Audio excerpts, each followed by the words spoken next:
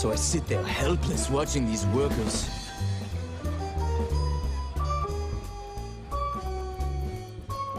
And in my agitated mind, it looks like these workers are moving like snails.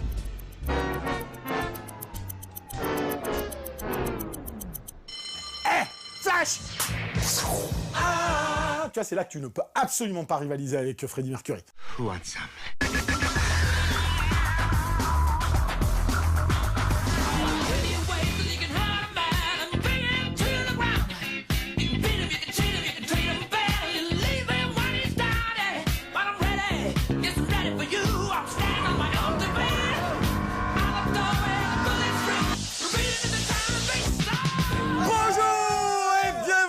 Cette OP frisson spécial. Non mais je la chante pas, hein. J'ai dit que je chantais pas aujourd'hui. Non. Man, that's a buzzkill, man. Parce que j'ai eu des critiques, des gens qui ne savent pas, qui ne comprennent pas qu'il faut aller jusqu'au bout de ses rêves même si on n'en a pas les capacités. Tu comprends? Peut-être que mon rêve c'était de chanter. Et quand Dieu ne m'a pas donné l'organe qu'il fallait. Never gonna give you up, never gonna let you down. That was terrible. Eh ouais, mes braves, après une dernière OP riche en chefs-d'œuvre tirant vers le haut la question de la condition humaine, et je ne parle pas de Sicario, ce mois-ci, on prend le chemin inverse. On mord la poussière, on se fait défoncer la gueule, on se ramasse comme des otaries bourrés à la bière, au sens propre comme au sens figuré, avec des films d'avance, disons, peu considérés, mais dont les seules bandes annonces, pour le meilleur et pour le pire, m'ont personnellement fasciné. La puissance des bandes annonces, la puissance du fantasme. Des films de genre assumés, ce qui ne veut pas dire qu'ils ne sont pas des bousasses cosmiques, sans grande ambition métaphorique, c'est le moins qu'on puisse dire, mais qui indirectement, surtout à l'aune d'un chef-d'œuvre que je rattrape en DVD et qui renvoie au bac à sable ses congénères, questionne la place et le rôle de l'artiste, mais avant tout, ce qui le définit. Perfect. Pourquoi ces réals ont-ils fait ces films? Avaient-ils quelque chose à raconter au-delà du simple désir de plaire? Se convainquaient-ils d'une démarche artistique que d'aucuns cherchent encore? Ou avaient-ils tout simplement fumé la moquette, voire d'autres substances aux effets dépressifs, pour ramener à ce point notre humanité à un système très contemporain d'autodestruction revendiquée? Telles sont les questions qui me turlupinent, d'autant que, contre toute attente, l'absence abyssale de substances qui les caractérisent ne les empêche pas d'être fun à regarder. Heureusement, il reste encore de vrais frondeurs oubliés, presque impossibles à comprendre à l'aune de notre système de valeurs actuel, qui nous rappelle que si l'homme a une fâcheuse tendance à raser les pâquerettes, il peut aussi s'élever haut, très haut, plus haut que toutes les tours qu'il a construites, pour peu qu'il ait des rêves. Et ça suffit à redonner de l'espoir. Mais comme d'habitude, nous allons commencer par un film qui n'a strictement rien à voir avec ce que je viens de dire, et qui, bien que sympathique, ne vole pas bien haut. There is no good, and there is no bad. To survive out here, you gotta out-monster the monster. Can you do that? Ah, je l'attendais, Triple Nine, hein. Rappelez-vous, mon top 2016 des attentes, je voulais même pas en parler. Je disais juste regarder la bande-annonce, je la trouvais super cool.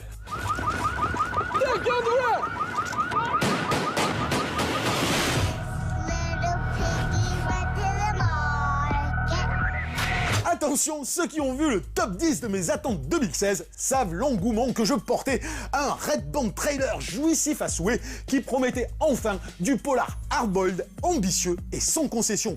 Forget about that. Je parle bien sûr de Triple Nine. Et comme d'habitude, le fantasme est toujours plus fort que la réalité, et j'aurais dû me rappeler que le célébré John Hillcoat a toujours été à mes yeux un réalisateur très intéressant, mais un chouïa timoré. Mais qu'on ne me fasse pas dire ce que je ne dis pas. Triple Nine est un heist movie carré, efficace, doté de quelques scènes intenses et captivantes, et porté par un casting hors pair. Un vrai film de ripoux embringué dans un sale deal qui les dépasse, et qui est censé mettre à l'épreuve leur conscience et leur humanité. Un film à la narration presque plus tortueuse qu'elle ne le méritait, mais qui réussit, chose de plus en plus rare aujourd'hui, à faire évoluer ses personnages dans l'action, à tel point qu'elle ne sonne jamais comme un artifice du genre, ou un passage obligé à coller pour titiller nos coronesses. L'action s'inscrit logiquement dans le récit, et le récit la conditionne à l'évolution de ses personnages.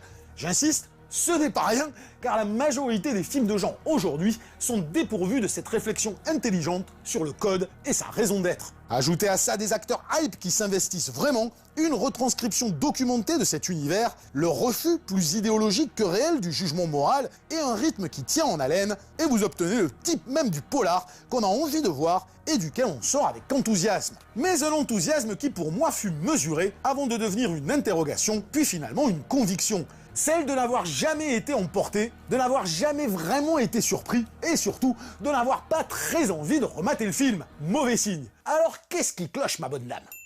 Sans doute quelque chose qui relève davantage de mon ressenti, mais qui a néanmoins un ancrage dans la fabrication du film. Le sentiment de n'avoir pas vu un univers si différent des milliers de séries télé audacieuses qui, de The Shield à The Wire, ont fait montre d'autres n'ont plus d'ambition. Le sentiment d'avoir déjà vu ces personnages, hormis peut-être cette mafia russe cachère, mais finalement classiquement russe et pas si cachère que ça, et le sentiment que la sauvagerie folle et apocalyptique de la bande-annonce ne dépassait jamais les 3 plans qu'elle mettait en avant et qui, dans le film, se noient dans les atermoiements archétypaux des personnages.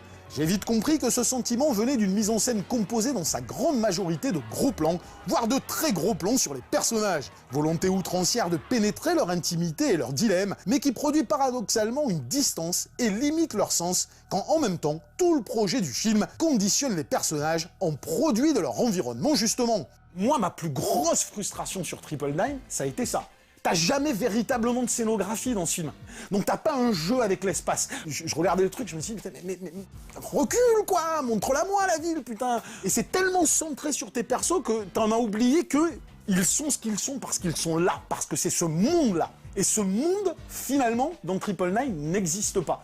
Tu n'es que dans l'univers de l'interaction des personnages entre eux et de leur bisbille. Donc au bout d'un moment, comme c'est pas non plus transcendantal au niveau de leur parcours, leur dilemme, t'as déjà vu ça dans 1000 polars hardboiled, bah tu dis, bah ça je l'ai déjà vu, et putain tu joues pas avec ta ville. Tu joues pas avec ta ville. Et ça c'est con, c'est moi ce qui me faisait fantasmer dans la BA, vraiment. Quand Michael Mann, on lui reproche son scénar sur Collatéral, c'est pas ça qui est important, c'est ses personnages dans cette ville. Et ça, c'est extrêmement bien fait dans Collatéral. Et pour finir, parce que j'ai plus le temps, c'est toute la mécanique narrative de la seconde partie du film qui fait retomber le soufflet. Comme si Hillcoat ne savait plus comment résoudre ces enjeux d'intrigue pour qu'il définisse le parcours terminal des personnages. Alors, attention, spoilers, bip bip sur l'écran, spoilers pour 10 secondes. Il tue tout le monde et tout tombe un peu à plat, presque expédié, ne sachant comment se finir autrement que par un nihilisme qui du coup ne peint rien d'autre qu'une inexorable marche funèbre anticipée facilement. Bref, difficile de ne pas se demander au final quel était, au-delà d'une évidence déjà vue 1000 fois, le but, le sens et l'intérêt de la chose. Certains seront sans doute satisfaits du film noir qui suffit à lui-même, et ils auront peut-être raison, mais moi, j'avais besoin d'être interpellé, secoué, déstabilisé, qui me titille les coronesses, qui m'attrape les poils des fesses, qui me mette de la bouse de vache dans les chaussures, un truc où je ressors, je fais non. Mais putain, c'est John Hillcoat. C'est là, pour le coup, il s'efface trop, c'est un mec qui s'efface trop à chaque fois. Et du coup, il tacle des sujets qui sont des sujets durs, sur lesquels il ne va jamais au bout des choses. C'est super timoré. Ah non, mais tu te dis, mais mec, putain, vas-y, fais décoller ton truc, assume que si tu fais un sujet dur, fais un sujet dur. Fais-moi un putain de caillou dans la chaussure, fais-moi un truc vraiment qui me met mal à l'aise, quoi. Mais attends, hein. C'est super respectable, hein, Triple Nine, hein, je veux dire... Enfin, on a tellement peu de vrais cop movies comme ça, faut aller le voir. Après, peut-être que, voilà, j'attendais trop. Peut-être j'attendais trop, c'est juste ça, c'est mon ressenti, j'attendais trop.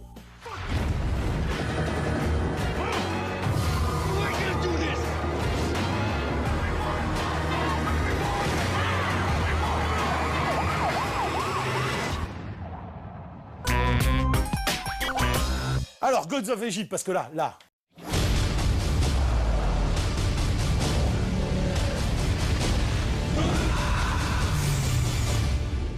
Parce que là, c'est...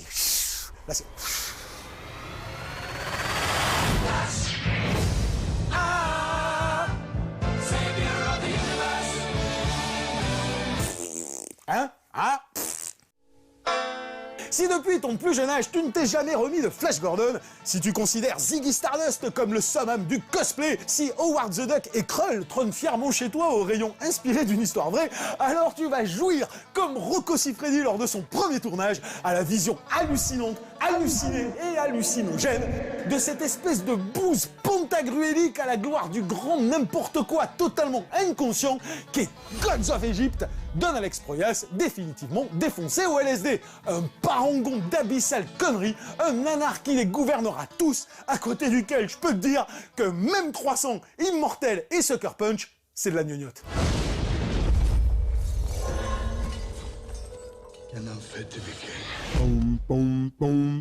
Oui, je sais, c'est difficile à croire, même si la bande-annonce avait déjà rassemblé tout le monde dans un grand élan de franche rigolade, signant le carnage annoncé. Mais croyez-moi, à moins d'avoir ingurgité 12 extas ou d'être sorti d'une cure en HP, rien ne vous prépare à ce que vous allez voir. Alex Proyas ose tout et ose tellement ce qui ne devrait pas être osé qu'à ses côtés, Zack Snyder passe pour un génie, ce qui dans ma bouche veut tout dire. Voir Horus se la jouer Bumblebee avant d'être coursé par des dindes qui raillent des serpents géants assis sur un tabouret pendant que Seth se balade en scarabée volant et que Ra joue à la tapette à mouche dans un astronef pompé sur la menace fantôme, ça pique un peu la nouille, certes, mais ce n'est rien à côté du reste. À savoir le buddy movie le plus neuneux de l'histoire, avec un dieu et un humain qui se font des blagues de maternelle en allant sauver une connasse tout droit sortie de Violetta ou Chica Vampiro. Ceux qui ont des gosses me comprendront. Tu sais pas ce que c'est Violetta ? Mais Violetta, c'est la dame de Disney, là. Donc elle a 16 ans, elle fait des concerts, elle fait des séries télé, tout ça, elle cartonne chez les mignettes, quoi. Et puis Chica Vampiro, c'est le dessin animé qui fait les gosses, un truc espagnol, là. Chica Bam Bam Bam. Ouais, mais mec, moi, ce que je te dis, le matin au petit-déj, l'autre soir, il y a Chica Vampiro. Chica Bam Bam Bam. Pour tout vous dire, ce joyeux bordel, parce qu'on peut pas appeler ça un film, pousse tellement les potards du délire carnaval de Rio sous en fête qu'il n'existe pas assez d'adjectifs dans le dico pour en dépeindre l'ampleur. Et ça suffira probablement à titiller la fibre du cancre amateur de série Z. Bon, maintenant tout le monde est au courant du beat du film et de la diatribe anti-critique d'un Proyas vénère de s'être fait déchirer. Mais il ne peut y avoir, comme il le prétend, l'excuse du film dont la seule ambition serait d'être fun et fantasque quand ces deux notions sont systématiquement sabotées par l'indigence d'un script dont le niveau intellectuel est comparable à celui d'une huître faisandée et le prosélytisme à celui du terrifiant Battlefield Earth. Car le bougre a beau nous vendre un lâcher de caisse inoffensif, genre c'est cool comme du Michael Bay mec, je pète du CGI à gogo avec des gros monstres, des dieux en costume Marvel qui se la racontent Transformers et des belles pépées qui chauffent un Gérard Butler en mode je rejoue 300 pour la 300e fois, son délire de fantaisie débridé à en faire vomir Pratchett et comme certains de ses précédents films, une ode faussement déguisée à ses penchants scientologues. La mièvrerie dégoulinante d'un final con comme un suçage de Renebard par Tom Cruise devrait calmer tout le monde. Je peux défendre un plaisir coupable kitschos, cheesy à mort, horrible, tout ce que tu veux, s'il n'essaye pas en loose day de me vendre une idéologie de merde. Vous avez vu Battlefield Earth, vous vous rappelez Battlefield Earth, qui était adapté de Renebard en plus, donc c'était vraiment le truc scientologue à donf. Et c'était d'une connerie cosmique, mais digne de Gods of Egypt. C'est la même chose. I don't know if I'm strong enough. So become stronger. Je pensais que ça allait être débile, mais tu te dis pas que c'est neuneux au point où c'est neuneux. Gérard Butler, tu te dis, bon, c'est des grosses restas, voilà. Non, rôle principal, c'est un tétard, mais de 12 ans, mais quand il apparaît, rien que tu vois sa gueule, t'as envie de le baffer à l'écran. Et la scène d'après, où il va voir sa dinde, elle sait pas jouer, elle est juste là, et là, en 3 secondes, t'as déjà envie d'exploser la pellicule, quoi. Je devrais lire du Renebard. Apology accepted. Now, get out. Bref, certains s'empresseront de faire les malins en disant qu'à force d'être nul, le film s'avère jouissif, et d'autres qui ont 2 heures à perdre dans leur vie lui accorderont peut-être le titre de plaisir coupable. Personnellement, j'ai déjà suffisamment gaspillé de salive. Et je n'ai toujours pas trouvé la réponse à ma question. Pourquoi ce film, qui est plus n'importe quoi et plus nul encore que tous ceux que je viens de citer, eh ben j'ai réussi à le regarder d'une traite sans me faire chier. Tu t'es drogué avant d'y aller? Non, je l'ai vu normal.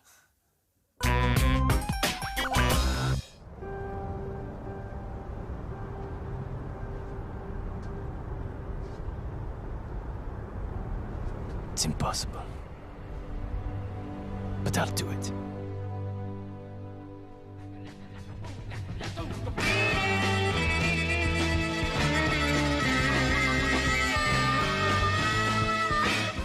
finir, on s'extrait difficilement de la bouse, on respire de nouveau, ça fait du bien, on devient léger, serein, et on s'envole affronter nos peurs pour mieux tutoyer les étoiles. Go walk. Ça tombe bien, c'est le chemin d'un vrai artiste, et c'est celui que le trop sous-estimé Robert Zemeckis nous propose de suivre avec le seul grand film que j'avais raté l'année dernière et qui débarque enfin en Blu-ray. Je parle bien sûr de The Walk. The Walk. Wow, I love your English, it sounds so American. Dont le bide injuste et l'enthousiasme modéré qu'il a suscité me donnent envie de hurler au chef-d'œuvre et de clamer haut et fort à quel point ce film, à quel point ce cinéma-là est précieux. My friend, thank you.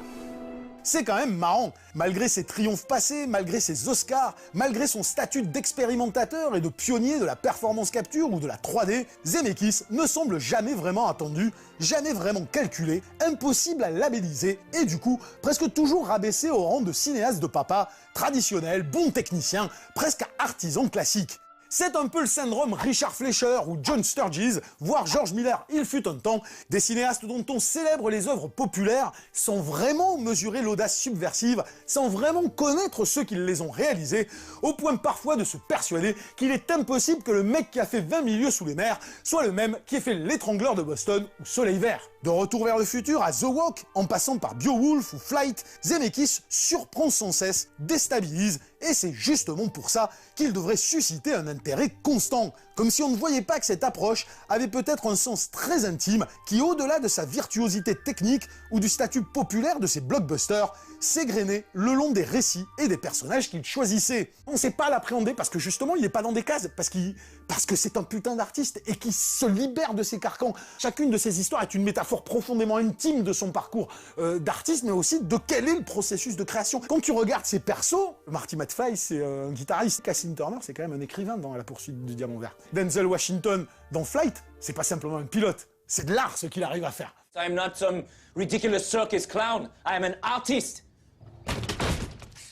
The Walk, incroyable œuvre à multiples niveaux de lecture, aurait dû, bien au-delà de la prouesse de ses effets, comme du génie d'une mise en scène pensée et millimétrée, éclairer soudainement le parcours d'un véritable artiste, qui n'a cessé de s'interroger sur ce que l'art et la création pouvaient signifier, à travers des personnages qui sont tous à leur manière des êtres solitaires, artistes en quête de leur état de grâce, ou marginaux de la pensée, s'accomplissant hors des attentes du système.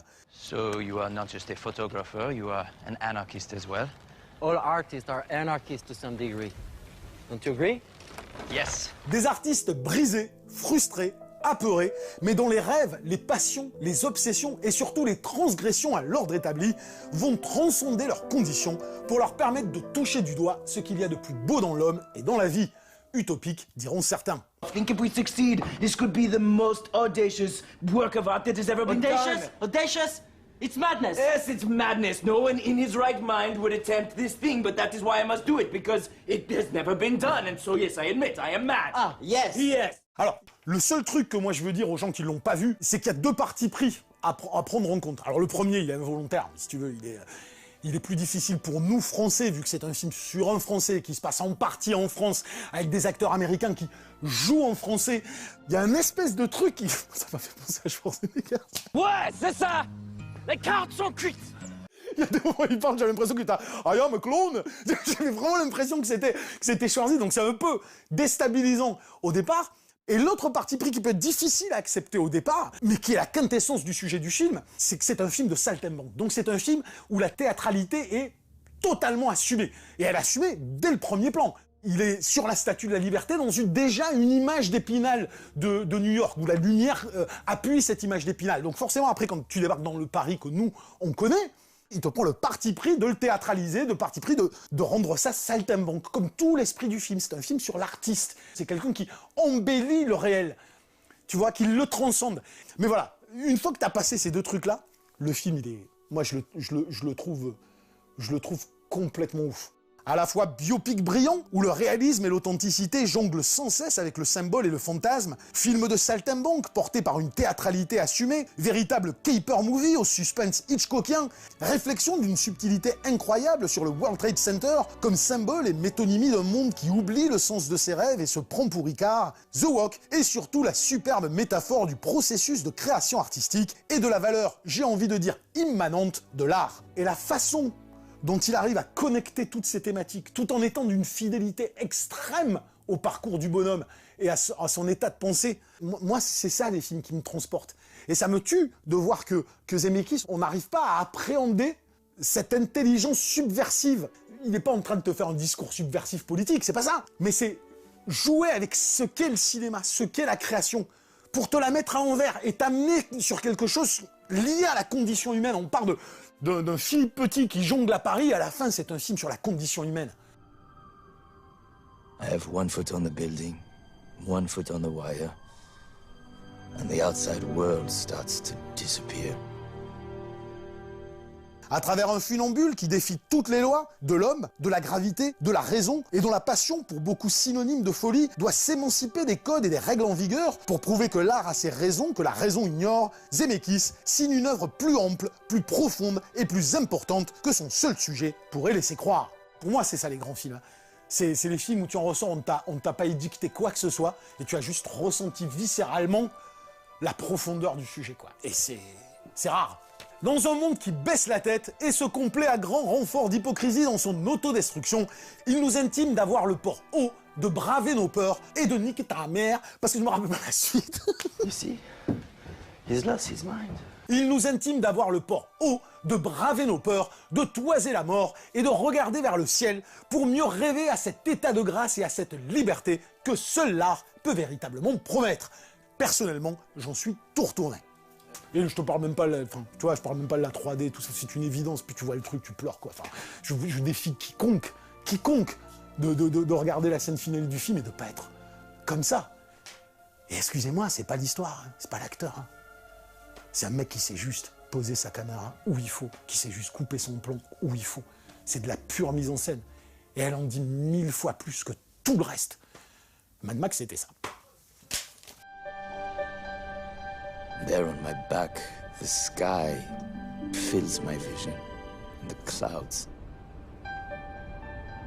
They're like music. Un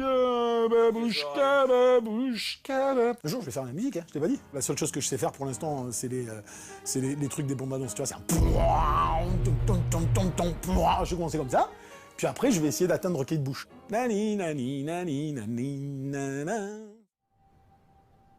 What you're doing, I may not understand it, but it's something beautiful. Bon, Opération Frisson, c'est terminé. Alors, je vous rappelle les films de ce mois-ci. Bon, The Walk, si vous l'avez pas vu, mais vous courez l'acheter, c'est magnifique. Gods of Egypt, vous pouvez vraiment vous en passer. Et Triple Nine, pour les fans de polar un peu hardcore, un peu hardboiled, allez le voir. Vous pouvez trouver ça mortel. Moi, je trouvais ça intéressant. Le mois prochain, j'ai encore aucune idée de ce qu'on va faire. On fera peut-être pas Batman versus Superman quand même. Non, si, non, non, non. Hein. Civil War, si, non, hein, non. Voilà, on verra bien, hein. Et plutôt que d'aller voir des trucs pourris, plutôt que de faire n'importe quoi, écrivez un livre, voyagez, fuckez, tombez amoureux et écoutez du Kate Bush, quoi.